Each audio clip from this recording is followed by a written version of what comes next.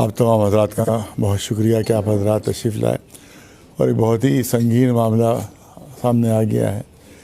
इसके लिए आपको ज़हमत दी है। वो करबला जोरबाग का मसला जो दरगाह शाह मर्दा कहलाती है, वहाँ जो अंजुमन हैदरी उसका इंतज़ाम देख रही है, उसके आप जनरल सेक्रेटरी हैं बहादुर अब्बास साहब, यहाँ पर आए हैं दिल्ली से। तो ये वहाँ के बारे में थोड़ा सा ब्रीफ़ करेंगे, उसके बाद हम तो कुछ बात करेंगे आपके सामने।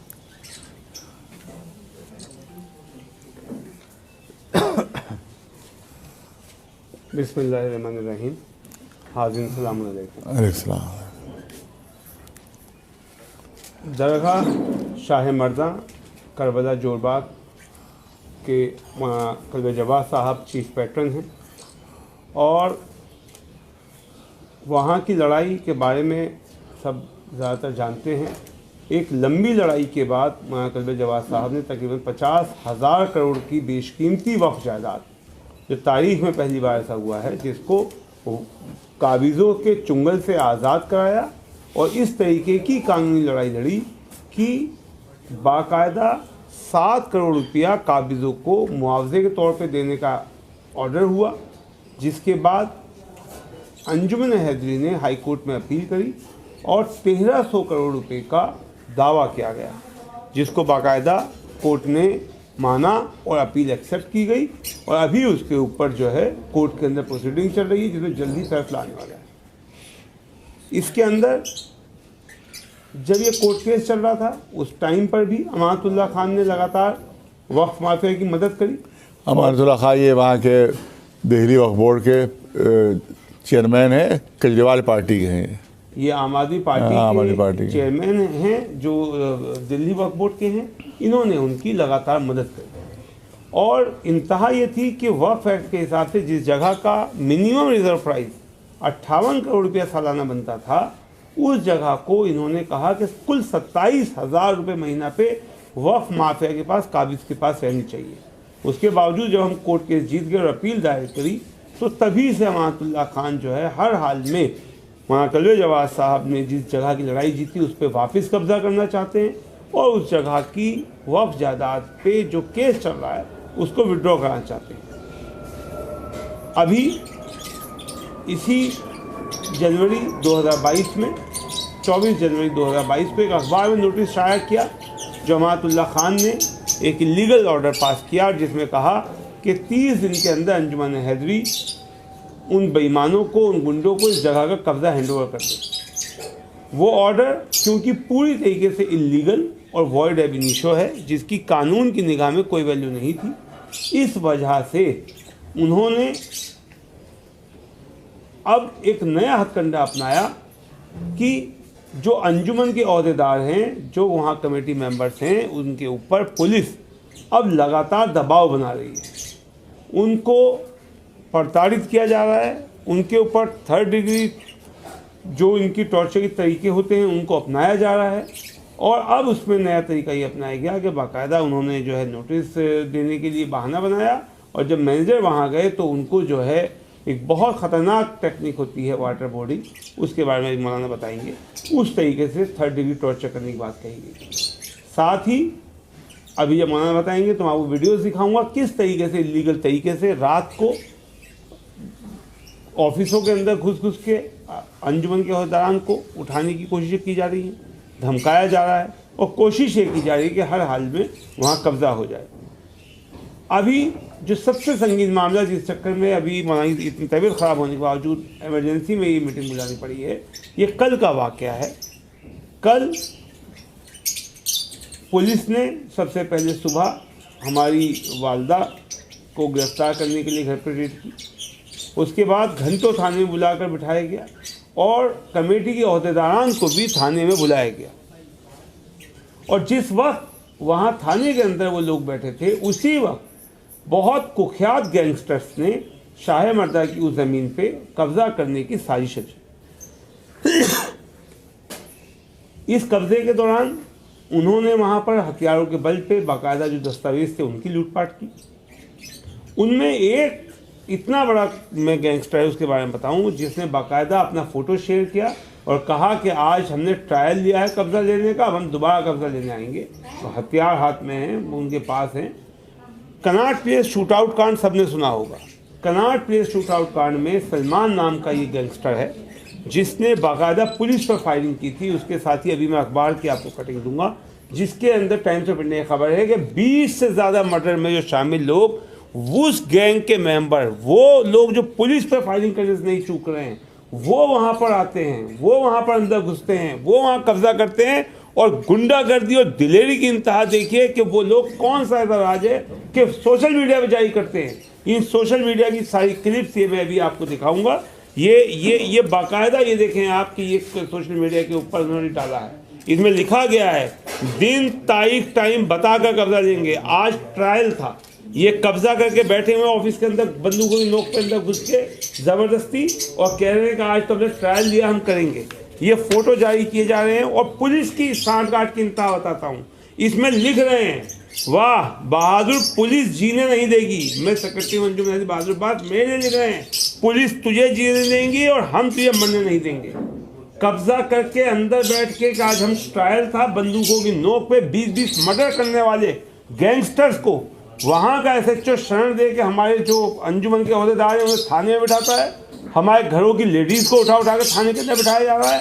और दूसरी तरफ इस लेवल के गैंगस्टर्स, इस लेवल के सारे बदमाशों को वहाँ लाकर कब्जा कराने की साजिश रची जा रही है, जिसके लिए बाकायदा ये कंप्लेंट की गई है। और अभी डिटेल में मौलाना कल्बे जवाद साहब आपको बताएंगे इस बारे में, इन सब चीज़ों के मुतालिक वीडियोस, उनकी रेड करने की। और बहुत अहम बात, एक तरफ तो अंजुमन के अहदेदार को इस तरह पुलिस उठा के ले जा रही है। एक ऐसी वीडियो दिखाऊंगा कि आपने ना कहीं सुना होगा ना देखा होगा। 20-20 मर्डर करने वाले इस गैंगस्टर पे जब FIR कराई, अभी पिछले 10 दिन पहले मौलाना कल्बे जवाद साहब ने बहुत भागदौड़ करी और FIR जब दर्ज हुई, बहुत उसके बाद उसकी बेल लेने के लिए घर पे आके काउंटर लगाया गया और पूरे गैंग मेंबर्स को घर पे जाकर बेल दी गई।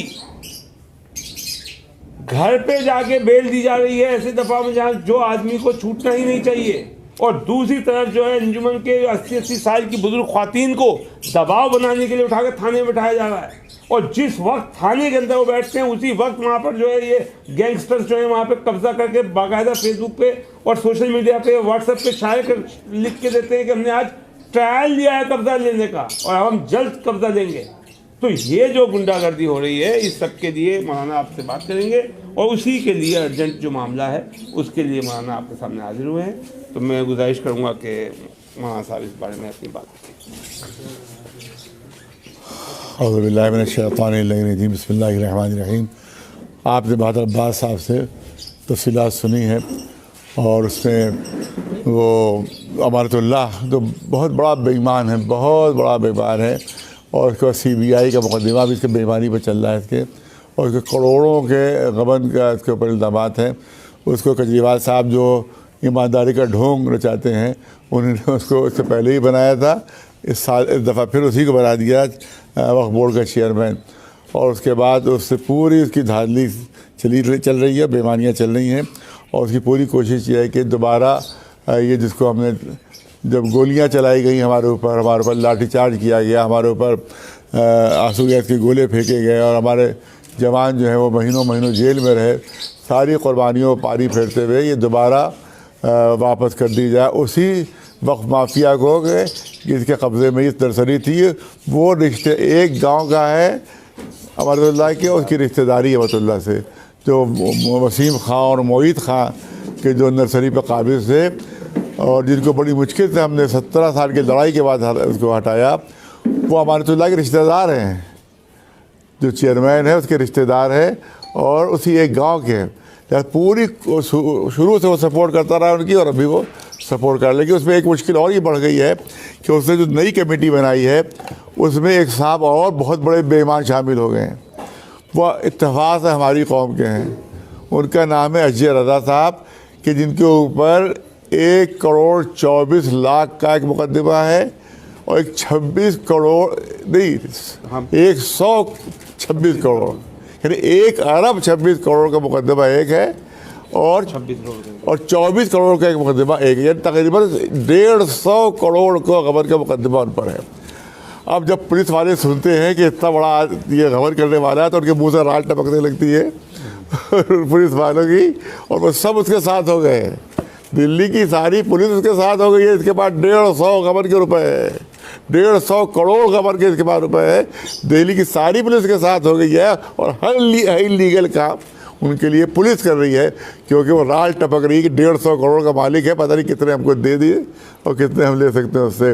लिहाजा अब तमाम बेईमानियाँ हो रही हैं, SHO बेईमानियाँ कर रहा है, बाकी और जो पुलिसकर्मी है कोई नहीं सुन रहा। मैं मिला जाकर CP से, वहाँ के चीफ कमिश्नर से मिला, उन्होंने कोई कार्रवाई नहीं की। वहाँ के जो डिप्टी कमिश्नर है उससे मिला, उन्होंने कोई कार्रवाई नहीं की, किसी किस्म की कोई कार्रवाई नहीं हुई है। तो लगता ये है कि पूरा लगता है कि उसने पूरी दिल्ली की पुलिस को ख़रीद लिया उससे। असजर अदालत के पास 150 करोड़ का कमर का रुपया इसके पास है। पूरी दिल्ली की पुलिस को हमें लगता है कि ख़रीद लिया है। अब ख़रीदा है नहीं ख़रीदा, लेकिन उनका अमल ये बता रहा है कि मामला गड़बड़ है। तो ये लेकिन है कि हमारी कोई मदद किसी तरफ से नहीं हो रही है। कल शाम को उनसे बात हुई मेरी जनाब राजनाथ साहब से, उनसे पूरी तफसील बताई। तो हमने कहा भाई आप हमारी मदद कीजिए, और वरना ये सब हमारी मेहनत बर्बाद हो जाएगी। उनकी मेहनत भी इसमें शामिल है, राजनाथ साहब की मेहनत भी इसमें शामिल है, हमारी मेहनत भी इसमें शामिल है। और अमित शाह साहब क्या उनसे डायरेक्ट बात नहीं हो सकी, लेकिन उनके सेक्रेटरी से बात हुई। उनसे कहा कि आप अमित शाह साहब से हमारी बात कराइए कि हमारी ये मुश्किल जो हल करें, और अगर 3-4 दिन में मसला हल नहीं हुआ तो हम अपने व्हील चेयर पर जाकर अपनी गिरफ्तारी देंगे। और वहाँ SHO ने धमकी दी है कि जो दुनिया का सबसे ख़तरनाक टॉर्चर का तरीका होता है, जो इसराइल ने ईजाद किया है, और जो वहाँ फ़िलिस्तीनियों पर इस्तेमाल करता है, कि उसकी एक वीडियो आपको उसकी वीडियो दिखा दीजिए ज़रा सा। वाटर बोर्डिंग वो कहलाता है।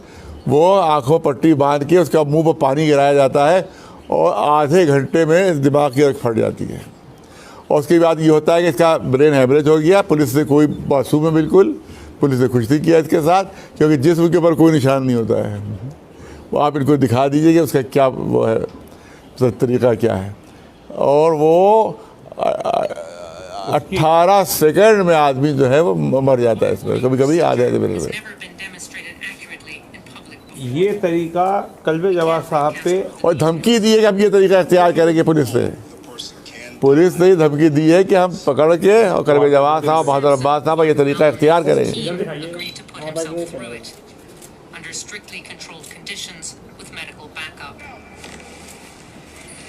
ये वाटर बोर्डिंग बाकायदा हमारे मैनेजर के सामने पानी की बाल्टी ला के रखी गई, गमछा ला के रखा गया, जिसकी कंप्लेंट दर्ज कराई गई है, और कहा गया कि माना कल्बे जवाद साहब और बहादुर अब्बास साहब के खिलाफ हम वाटर बोर्डिंग की टेक्निक अपनाएंगे।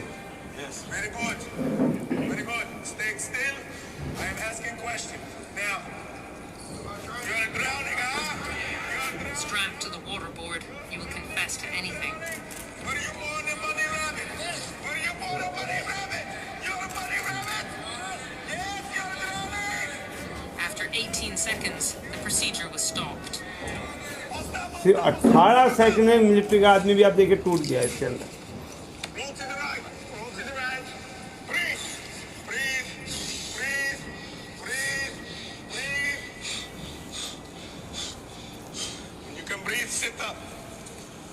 तो उससे उसको करने वाला था ये, लेकिन एक टेलीफोन आ गया जिसकी वजह से उससे नहीं कर पाया उस पापा मैनेजर के ऊपर। उनको छोड़ दिया कि आइंदा तो पकड़ के यही तरीका, और कल्बे जवाद के साथ भी हम यही करेंगे, और बहादुर अब्बास साहब भी यही करेंगे। तो हमने इसीलिए कहा कि आइए हम तैयार हैं, या तो हम अपनी गिरफ्तारी देंगे ताकि वाटर बोर्डिंग हम लोग इस्तेमाल करेंगे। और अब मैं एक वो वीडियो जनाब इनको दिखाना चाहूँगा कि पुलिस किस तरह गुंडों को घर जाके जो है उनकी बेल कर रही है।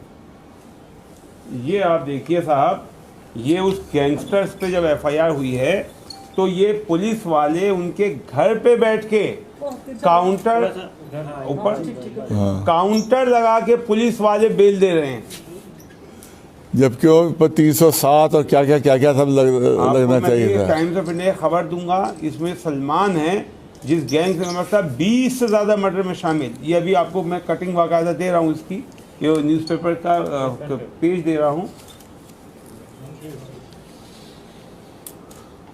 कहीं आपने देखा इस तरीके से किसी, मतलब आप ये लग रहा है कि इससे ज़्यादा फैसिलिटेट क्या किया जाएगा बदमाशों को। जिन गुंडों ने कल वहां आके कब्जा किया, ये वही गुंडे हैं जिनको एक हफ्ता पहले जो है ये FIR के ऊपर पहले इस तरीके से घर जाके टेबल लगा के बेल दी जा रही है। बहादुर अब्बास साहब, एक सबसे अहम चीज़ है कि ये सारे इश्यूज जो हैं, ये तो लॉ एंड ऑर्डर का बहुत बड़ा इशू है, बेइंतहा और बड़ा। इस मामले में, इस मसले में सेंट्रल गवर्नमेंट के गृह मंत्री यानी होम मिनिस्टर साहब क्या कहते हैं? क्या आपने उनको कंप्लेन की है या इसके आगे कंप्लेन करने जा रहे हैं? क्योंकि जब भी हम बात करते हैं इस टॉपिक पर, तो लॉ एंड ऑर्डर के इशू पर हर वक्त ये सरकार और स्टेट गवर्नमेंट की हो या सेंट्रल गवर्नमेंट की हो, दिल्ली में सारी जो चीज़ें वो सेंट्रल गवर्नमेंट के मातहत हैं। तो ये बहुत अहम है, क्योंकि अगर राजधानी में इस तरह की चीज़ें हो रही और वहाँ के SHO या ACP या DSP DCP वगैरह इस तरह सब चीज़ों में इन्वॉल्व है, तो ये बहुत बड़ा इशू है। देखिए, जहाँ तक बात जो आपने गृह मंत्री जी की कही, अभी 15 दिन पहले जब इन गुंडों ने हमारे 2 जनाब के मैनेजर हैं जारुल हसन और मोहब्बत अली के बाकायदा हमला किया, मौलाना दिल्ली में मौजूद थे, इनके सामने एक के मैनेजर के 5 टाँके आए, एक के 3 सर में टाँके आए। उसके अंदर जो है जब ये सब हादसा हुआ और उसकी वीडियो CCTV फुटेज प्रोवाइड की गई और हमले से पहले मोडस ऑपरेंडी ये अपनाई गई कि हम वो बाकायदा कैमरे तोड़े गए। कैमरे तोड़ते हुए कि जब वो तोड़ा तो क्योंकि वो रिकॉर्ड तो कहीं और हो रहा था, सबकी शक्लें आई कैमरा तोड़ते हुए, सारे सबूत मौजूद थे, तो FIR दर्ज की गई। और तब गृह मंत्री जी की यहाँ भी बात हुई तो उन्होंने जो है कमिश्नर ऑफ पुलिस से मिलने को जनाब कहा, तो कमिश्नर ऑफ पुलिस के यहाँ पर मुलाकात भी हुई। कमिश्नर साहब को पूरा वाक़या बताया गया, तो उन्होंने कहा कि ठीक है हम बोल रहे हैं, अब इन पर कार्रवाई होगी, सब जेल जाएंगे, ये होगा। उसके बावजूद ये आप देख रहे हैं कि किस तरीके से वो लोग जेल गए हैं। अब ये देखने की ज़रूरत है, ये यहाँ पे जांच का विषय है। अमित शाह जी को भी इस मामले में जांच करनी पड़ेगी और कमिश्नर ऑफ पुलिस को भी ये देखना पड़ेगा कि SHO किस लालच में या उसके साथ कौन कौन मिला हुआ है, किस हद तक के अधिकारी मिले हुए हैं जो इतनी बड़ी दिलेरी दिखा रहे हैं। वो मैं भी आपको एक और वीडियो दिखाता हूँ, परसों रात की, मैं यहाँ लखनऊ में मौजूद था, without any court order, without any specific order, बंदूकें लेके वो हमारे ऑफिस में घुस गए रात को 11 बजे और पूरा आप पुलिस ने घेर लिया। और जब उनसे पूछा जाए कोई ऑर्डर नहीं है। इवन आज मैं यहाँ बैठा हूँ, मैं यहाँ आप प्रेस के माध्यम से कहता हूँ, आप बताइए कौन सा कोर्ट का वारंट है, मैं गिरफ्तारी दूंगा। कोई कोर्ट का ऑर्डर होगा? आप जो है मुहर्रम का एक बहाना उन्हें बनाया कि साहब वो आपने 7 अवेलेबल पे ताज़िया जो निकाला था उसका नोटिस, मेरे पास एक नोटिस आया 41A के अंदर, मैं एडवोकेट भी हूँ, 41A के लिए स्पेसिफिक डायरेक्शंस हैं कि जैसे 188 का 7 साल से कम सज़ा वाले मामले में आपकी गिरफ्तारी नहीं होती है, आपको नोटिस दिया जाता है, बुलाया जाता है। नोटिस दिया गया, हमने बताया कि साहब मैं 2 दिन बाद में आ जाऊँगा, उनकी रिकॉर्डिंग है, उन्होंने कहा ठीक है आप 2 दिन बाद आ जाइए और चले गए। उसके बावजूद रात को जिस तरीके से वो घर के अंदर घुस गए, ऑफिस के अंदर घुस गए, वो तो किसी मर्डर के वाले के लिए भी आपको घर में घुसना है तो ऑर्डर चाहिए आपको, आप ताज़िया निकालने का बहाना बना के आप जो है वो करेंगे। तो ये सब ये मैं आपको दिखाता हूँ, आप देख के हैरान हो जाएंगे कि किस लेवल की गुंडागर्दी। तो अब एक रुख पुलिस का आपने सबने ये देख लिया कि जो 20-20 मर्डरों में शामिल गैंग के मेंबर हैं उनके घर पे बैठ के ये पुलिस जो है, ये प्रफुल्ल कुमार झा से चुलौदी कॉलोनी, ये यहाँ बैठ के इनकी बेल दे रहे हैं। और अब मैं दूसरा तरीका दिखाता हूँ।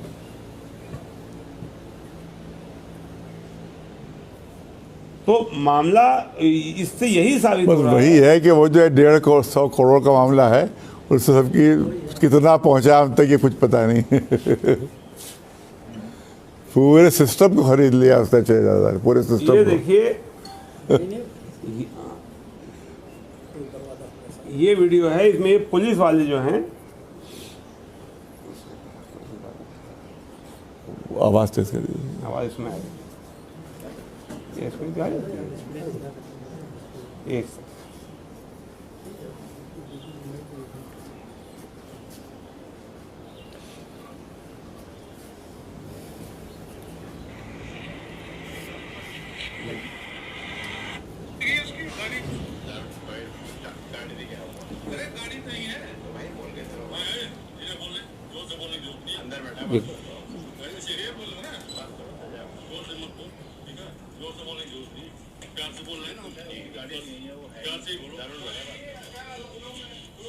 वो क्या लखनऊ में है तो क्या क्यों?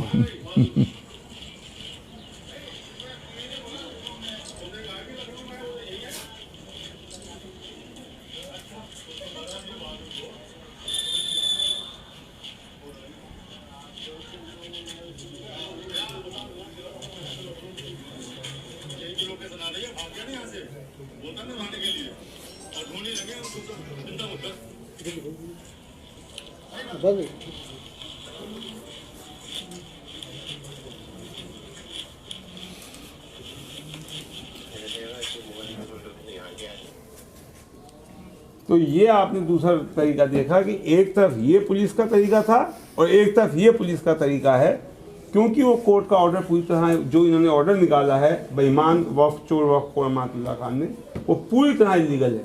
वो जो कह रहे थे कि हम करबला पे कब्जा करेंगे, गुंडागर्दी करेंगे, अब क्योंकि उनकी कोई लीगल अथॉरिटी नहीं उस ऑर्डर में, तो अब यह तरीका अपनाया जा रहा है कि गुंडागर्दी करके दबाव बना के और जो है अंजुमन के अहदेदारान को वहाँ से भगा दिया जाए, थाने में टॉर्चर किया जा रहा है, दबाया जा रहा है, धमकाया जा रहा है, ताकि जो है ये वहाँ पर कब्ज़ा 19 तारीख की डेट ने जो निकाली थी, ये वहाँ कब्ज़ा करके उस जगह को हड़प सके। उसके लिए ये सब चीज़ें सबूत अहम आपके सामने हैं। अब मौलाना हमें तो पता कह दिया बस, आप लोग चाह पी रहे। जो इसको प्रताड़ित करने वाला जो आपने पैटर्न बताया है जी, ये पैटर्न किस अथॉरिटी ने आपको बताया कि ऐसा हम अपनाएंगे आप लोग के लिए? देखिए ये SHO जो वहाँ इस पैटर्न की जो चीज़ें हैं वो तो इंडिया में राइज नहीं होता, इसराइल पैटर्न अपनाए हुए हैं। तो ये इसराइल जाते हैं, यहाँ के बड़े बड़े अफसर जो होते हैं ट्रेनिंग के लिए जाते हैं। किस अधिकारी ने कहा था? देखिए मैं बाकायदा 1 मिनट के अंदर कंप्लेंट ही लिखित में इसकी चीफ जस्टिस ऑफ इंडिया को कंप्लेंट हुई है, SHO लोधी कॉलोनी द्वारा मेरे साथ गाली गलौज धमकी देने व जो है उसके खिलाफ शिकायत SHO लोधी ने SHO लोधी कॉलोनी। निवेदन इस प्रकार है, कल 10 फरवरी 2022 को करीब 4:30 बजे अंजुमन अहमदिया सदर नईर अली साहब के साथ तो भाई आप ज़्यादा बैठ नहीं सकते हैं, हाँ, आप लोग बैठे हैं।